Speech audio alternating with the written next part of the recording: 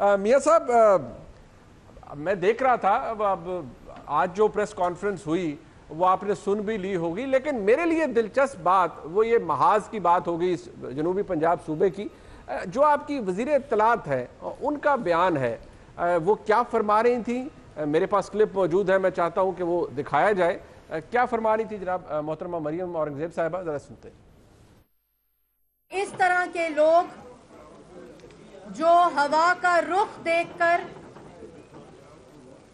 अपनी वफादारियां बदलते हैं, उन लोगों को 2018 में पाकिस्तान की आवाम मुस्तरद करेगी।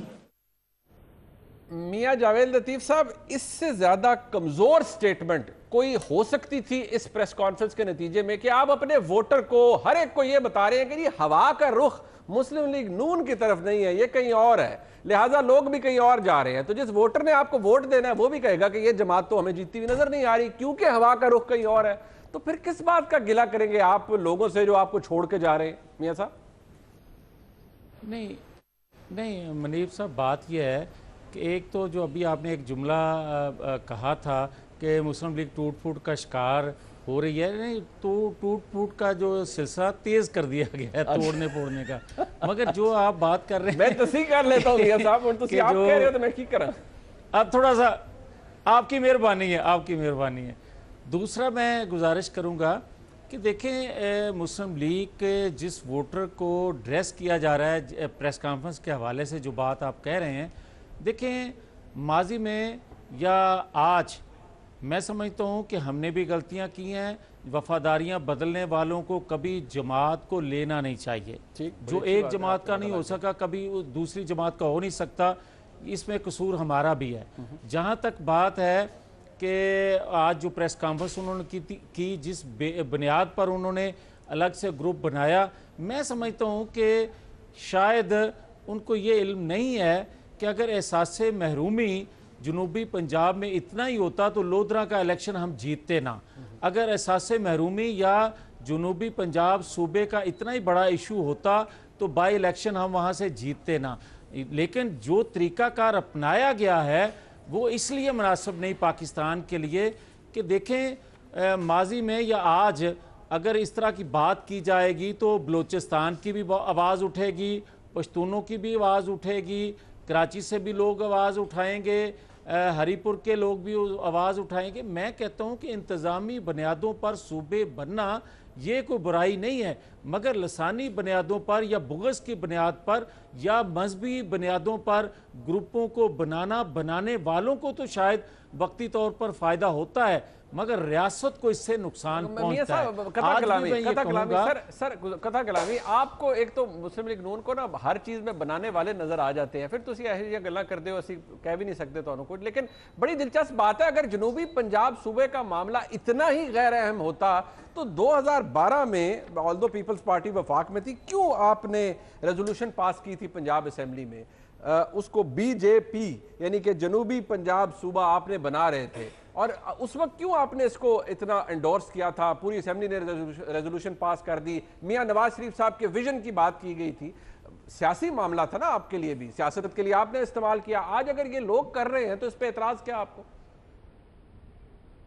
आप बजा कहते हैं, लेकिन मनीफ फ़रूक साहब, अगर माशी बुनियादों पर, अगर इंतज़ामी बुनियादों पर सूबे बने तो उसका नुकसान नहीं है, मैं पहले भी अर्ज़ कर चुका हूँ। मगर इसका कमीशन बनाया जाए, कंसेंसस से हो। एक ज़िला अगर कंसेंसस से ना बने, मेरे हमसाए में ननकाना ज़िला एक बना है, मगर आज तक वहाँ के लोग जो हैं वो कंफर्टेबल नहीं हैं। आज तक बुनियादी जो ज़रूरतें हैं एक डिस्ट्रिक्ट की वो पूरी हम नहीं कर सकते, वसाइल वहाँ के एक ज़िले को चलाने के लिए नहीं है। तो एक सूबा बनाना और उसको चलाना ये बहुत एक बड़ा मसला है। मैं कहता हूँ कि इसको सियासी इशू नहीं बनाना चाहिए, बल्कि अगर ज़रूरत है इंतज़ामी बुनियादों पर तो फिर सूबा बनाने में कोई कबाहत नहीं है, मगर उस पर तमाम सियासी जमातों का कंसेंसस होना चाहिए। अपनी बात की नफी हो जाती है ना सर कि आपने फिर इसको रेजोल्यूशन क्यों पास की थी अगर सियासी इशू नहीं था। लेकिन मैं आगे चलता हूं, मैं दोबारा आपके पास आऊंगा, बहुत से अहम मामला है सर। मैं आगे चलता हूं। सईद गनी साहब, ये जो आज जिन लोगों को जाहिर बात है मोहब्बत जाग उठी, जनूबी पंजाब सूबा बनाया जाए, ये आपके नज़दीक वाकई सूबे के लिए अहम है? वाकई वहाँ पर लोग चाह रहे हैं कि महरूमी जनूबी पंजाब के लोगों की दूर की जाए, या महज सियासी मकसद है जिसके लिए किया जा रहा है? देखें, आपको याद होगा जब PMLN ने पंजाब असम्बली से 2 करारदादें मंजूर की थी, जहाँ तक मुझे याद पड़ता है, एक नहीं बल्कि 2 सूबों की वहाँ बात हुई थी। एक जनूबी पंजाब की भी बात हो रही थी और एक बहावलपुर सूबे की अलग बात हो रही थी। जो बहावलपुर की रियासत थी उसको बहाल करके सूबा बनाने की बात हो रही थी। जो मुझे जहाँ तक याद पड़ता है, थोड़ा सा आप उसमें मुझे करेक्ट कर सकते हैं, कि ये दोनों चीज़ें इन्होंने अपनी करारदाद का हिस्सा बनाई थी। और उसका सबब ये था कि पीपल्स पार्टी ने 2013 के इंतखाब से पहले जनूबी पंजाब को सूबा बनाने का ऐलान किया था और उसको डाइल्यूट करने के लिए फिर इन्होंने ये काम किया। तो मैं समझता हूँ कि वो लोग जो उस वक्त पीपल्स पार्टी के उस स्लोगन के अगेंस्ट PMLN के टिकट पे इलेक्शन लड़े, और ज़ाहिर है PMLN ये नहीं चाहती कि जनूबी पंजाब में सूबा बने। अब आज अगर वो लोग ये कहते हैं कि जी हम जनूबी पंजाब को सूबा बनाने के लिए एक अलग से महाज बना रहे हैं और फिर इलेक्शन कंटेस्ट करेंगे, तो सच्ची बात है मुझे लगता नहीं कि जेन्युइनली उनका मकसद ये है। लेकिन चूँकि वहाँ पर जो लोगों की राय है, वहाँ सेंटिमेंट्स लोगों के जो हैं वो ज़रा मुख्तलिफ हैं और वो सूबे के हक़ में हैं, इसलिए आज ये महाज ने कहा है, कल हो सकता है PTI भी कह दे और फिर उसको आगे बढ़ाएं। मतलब लेकिन इसको एक सियासी उज़र जो बुनियादी चीज़ आपने उठाई थी ना, जी मेरा अपना ख्याल ये है, ठीक है। लेकिन जो मियाँ साहब इस वक्त दलील दे रहे हैं ना कि सूबा बनाने के लिए, मैं समझता हूँ वो उसमें कोई वज़न इतना नहीं है। जनूबी पंजाब वो वाहिद इलाका है जिसके सूबे बनाने के लिए पंजाब असम्बली ने, पूरी पंजाब असम्बली ने इख्तलाफ नहीं किया इस बात पर। यूनानिमस करारदाद थी ना, यूनानिमस बनना चाहिए, लेकिन बिल्कुल दुरुस्त बात यूनानिमस किया, लेकिन फिर एक उसने पख जरूर डाल दी, लेकिन ये कि सूबे की बात उन्होंने की है। ठीक है तलत साहब, ये अचानक मोहब्बत जाग उठी। आज यही बात कही जा रही थी कि 4.5 साल ये लोग मुस्लिम लीग नून के साथ रहे, एकदम इनको क्या मोहब्बत जाग उठी जनूबी पंजाब सूबे की और उसकी महरूमियाँ याद आ गई। तो आपकी नज़र में ये मोहब्बत जाग उठी, या मुस्लिम लीग नून की हुकूमत से तंग आ गए, या फिर कोई और ऐसी वजह है जो शायद हमारे इल्म में नहीं? मेरे ख्याल में हमारे इल्म में है मुनीब, और हम उसका तज्जिया कर सकते हैं। अभी इतनी आज़ादी बाकी है और इतनी अक्ल भी बाकी है कि हम ये दोनों काम कर सकते हैं। अल्हम्दुलिल्लाह, जानकारी भी रखते हैं और तज्जिया भी कर सकते हैं। तो ये देखिए कि मुस्लिम लीग नून का, पहले तो इससे आगाज़ कर लीजिए, मसला गंभीर हो रहा है। आज की जो डेवलपमेंट है, 5 MNAs हैं, 3 सूबाई असम्बली के लोग हैं, कता नज़र के वो फसली बटेरे हैं या उजरती सियासतदान हैं या हवा के रुख के बराबर में वो अपना मुंह फेरने वाले हैं, इस बात से कता नज़र इतनी बड़ी तादाद में लोगों का जाना नून लीग को एक बहुत बड़ा धचका मिलता हुआ नज़र आता है। और ये धचका सिर्फ नून लीग की उस क़यादत के हवाले से नहीं है जो मरकज़ से निकाली जा चुकी है, मियाँ मोहम्मद नवाज शरीफ जिसका नाम है। ये असल में धचका जो है शहबाज शरीफ साहब को भी पड़ता है, बड़ा शदीद किस्म का, क्योंकि उनके अपने बयानिए के मुताबिक, शहबाज शरीफ के कैंप के अपने बयानिए के मुताबिक, उन्होंने साउथ ऑफ पंजाब की महरूमियाँ दूर करने के लिए बड़ा काम किया। और जब लोधरा का इलेक्शन जीते तो आपको याद होगा कि उसकी जीत के बाद शहबाज शरीफ जो है वो बड़े तरोताज़ा नज़र आए, उन्होंने ट्वीट बड़े किए, क्योंकि वो ओन करना चाहते थे कि लोधरा के अंदर जो काम हुआ वो उनके तवस्सुत ही हुआ। तो आज का जो धचका है वो मेरे ख्याल में नवाज शरीफ को तो पड़ेगा, लेकिन शहबाज शरीफ के ऊपर भी बहुत बड़ा उसका असर पड़ेगा। तो ये जहन में रखना चाहिए कि शहबाज शरीफ सेंटर्ड है।